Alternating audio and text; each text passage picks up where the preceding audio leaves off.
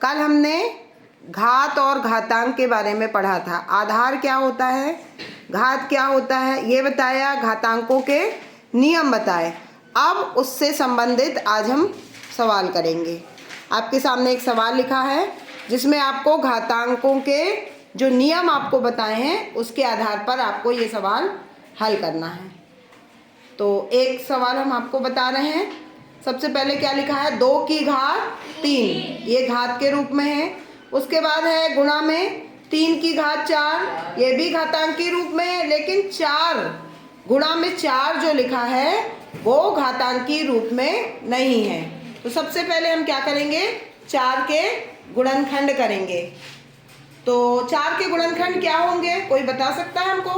2 हाँ 2 और 4 गुणनखंड करना, अभाज्य गुणनखंड। किसका किसका गुणा करेंगे तो 4 आएगा? 2 का किस में गुणा करेंगे? 2 का 2 में। इसका मतलब हमने 2 का कितनी बार गुणा किया? 2 बार। और जब 2 का 2 बार गुणा करते हैं तो क्या आ जाएगा? 2 की घात 2 की घात 4 आएगा कि 2 की घात 2? 2 का जब हमने 2 बार गुणा किया तो क्या आएगा? 2 की घात 2 मतलब 4। तो अब हम क्या करते हैं, तो देखो 2 की घात 3 हमने वैसे ही लिखा, 3 की घात 4 वैसे ही लिखा, और क्या कर रहे हैं हम 4 के गुणनखंड। तो क्या आएगा? 2 की घात 2, 3 वैसे ही लिख दिया। अब 32 भी घातांकी रूप में नहीं है, तो 32 को हमको घात के रूप में लिखना है। तो क्या मौखिक बता सकते हो 32 कैसे आएगा, किसका कितनी बार गुणा करें? चलो, जैसे मौखिक नहीं बनता है तो उसके लिए क्या तरीका है, हमने आपको बताया था 32 के गुणनखंड कर देते हैं। किससे जाएगा? 2 से। कितनी बार? 32 में 2 का भाग करना मतलब आधा करना। कभी भी 2 का भाग करना, 2 हिस्से करना मतलब आधा करना। तो 32 का आधा कितना होता है? 16। मतलब 32 में 2 का भाग करेंगे तो कितना आएगा? 16। 16 में किससे जाएगा? अभाज्य गुणनखंड कर रहे हैं, है ना, 2 से। तो 16 का आधा 8, फिर 8 में किसका भाग जाएगा? 8 का आधा 4, और 4 में किसका भाग करेंगे? 2 बार, और फिर 2 में। तो अब यही काम हम मौखिक कर सकते थे। देखो 2 कितनी बार आए गुणनखंड में? 1 2 3 4 5। अब करके देख लो, 2 दूनी 4 दूनी 8 दूनी और 16 दूनी 32। मतलब 2 कितनी बार आया? 5 बार। तो हम क्या लिख देंगे? 2 की घात 5। अब सब संख्याएं जो है घातांकी रूप में हो गई। अब कल जो नियम आपको बताए थे, इसका और इसका आधार समान है और गुणा हो रहा है, तो कौन सा नियम लगेगा? a की घात m गुणे a की घात n। आधार समान है, गुणा हो रहा है, तो घातें जुड़ जाएंगी। इस नियम के आधार पर हम क्या करेंगे, इन दोनों की घातें जोड़ देंगे। तो 2 की घात 3 धन 2, ठीक है। अब इसका आधार तो अलग है, लेकिन इसका आधार किससे मिल रहा है? इससे मिल रहा है। और बटे का मतलब भाग, है ना। इसकी घात कुछ नहीं, मतलब 3 एक बार है ना, 3 एक बार है। अब आपको हमने दूसरा नियम क्या बताया था?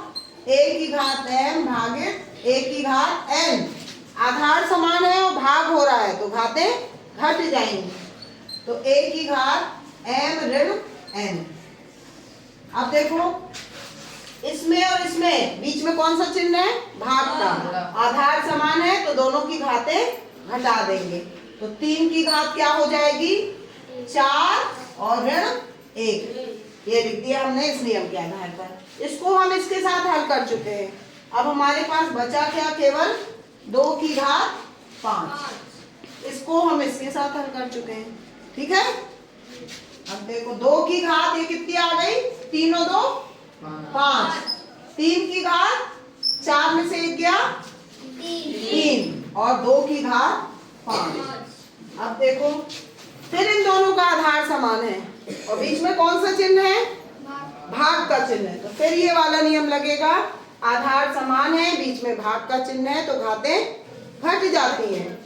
तो क्या हो जाएगा, इन दोनों में बीच में कौन सा चिन्ह है, ये बटे मतलब भाग, और आधार समान है तो दोनों की घातें घट जाएंगी। तो 2 की घात कितनी आएगी, 5 ऋण 5, ठीक है। हाँ, और गुणे क्या बचा, 3 की घात 3, तो 2 की घात 5 में से 5 गया 0, और 3 की घात 3। अब एक नियम हमने आपको कल और बताया था कि 2 की घात 0 मतलब किसी भी संख्या की घात 0 हो तो उसका मान क्या आता है, 1। Very good. यदि किसी भी संख्या की घात, यहाँ पर लिख देते हैं नियम, 1 की घात 0 बराबर 1 लिखवाया था, चाहे 100 हो चाहे कितनी बड़ी संख्या हो, यदि किसी संख्या, तो 2 की घात 0 क्या हो जाएगा, 1, और गुणा 3 की घात 3, तो 1 का गुणा करेंगे तो वही संख्या आ जाएगी। तो आपका आंसर क्या आ गया, 3 की घात 3। इसके आगे हम हल क्यों नहीं करेंगे, क्योंकि सवाल में लिखा है आंसर जो आपको लिखना है घातांकी रूप में लिखना है। तो आंसर क्या आ गया, 3 की घात 3। एक तरीका और हम कर सकते थे इसमें, जहां हमने इनकी घातों को क्या किया है, घटाया है, उसकी जगह हम 2 की घात 5 से 2 की घात 5 को कट कर सकते थे। एक जैसा है ना, अंश और हर में एक जैसी संख्या गुणा के रूप में हो तो काट सकते थे, तो यही 3 की घात 3 आंसर आ जाता। लेकिन हमने यहाँ पर क्या किया है, घातांकों के नियम लगाए हैं, तो आंसर आ गया 3 की घात 3। और ये वर्ग भी आप नोट कर सकते हैं, यदि आपको मौखिक ये 32 के गुणनखंड नहीं बनते हैं तो ऐसे करके देख सकते हो, ठीक है, इसको नोट कर लो।